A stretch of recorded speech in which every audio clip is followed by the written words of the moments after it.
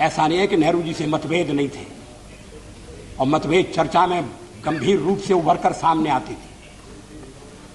मैंने एक बार पंडित जी से कह दिया था कि आपका एक मिला जुला व्यक्तित्व है और आप में चर्चिल भी है और चैम्बरलेन भी है।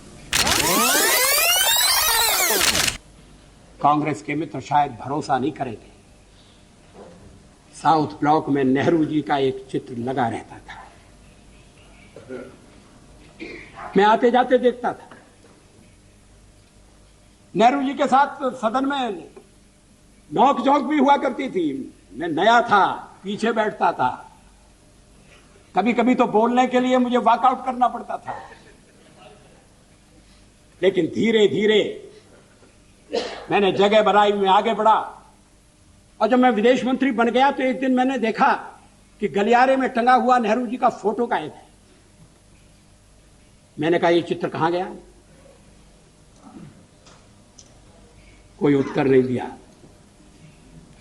वो चित्र वहां फिर से लगा दिया गया।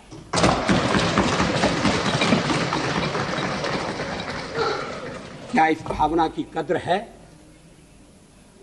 क्या देश में ये भावना पनप है? ऐसा नहीं है कि नेहरू जी से मतभेद नहीं थे, और मतभेद चर्चा में गंभीर रूप से उभर कर सामने आती थी। मैंने एक बार पंडित जी से कह दिया था कि आपका एक मिला जुला व्यक्तित्व है और आप में चर्चिल भी है और चैम्बरलेन भी है। वो नाराज नहीं हुए। शाम को किसी बैंक्वेट में मुलाकात हो गई और उन्होंने कहा, आज तो बड़ा जोरदार भाषण दिया है, और हंसते हुए चले गए। आजकल ऐसी आलोचना करना दुश्मनी को दावत देना। लोग बोलना बंद कर देंगे। क्या एक राष्ट्र के नाते हम मिलकर काम नहीं कर सकते?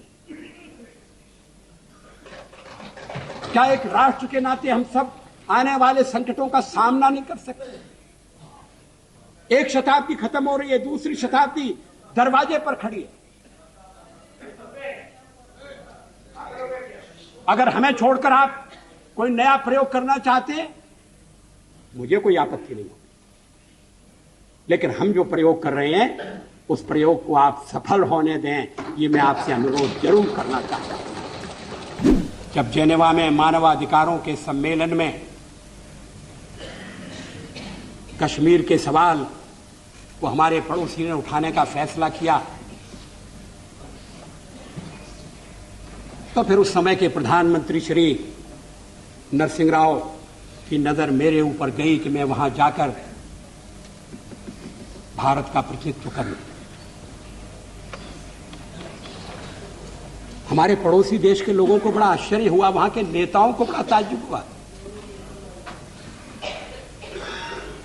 किसी नेता ने कहा भी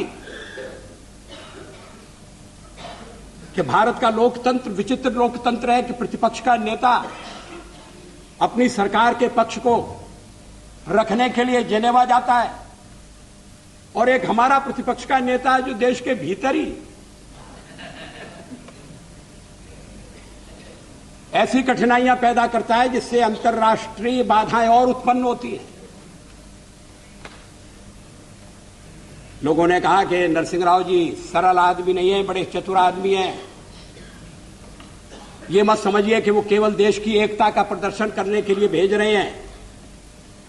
कहीं कहीं उनके मन में यह भी हो सकता है कि अगर जेनेवा में बात नहीं बनी और खिलाफ प्रस्ताव पास हो गया तो दोष में हिस्सा बटाने के लिए वाजपेयी भी बलि का बकरा बनाया जा सकता है। मैंने इस पर विश्वास नहीं किया।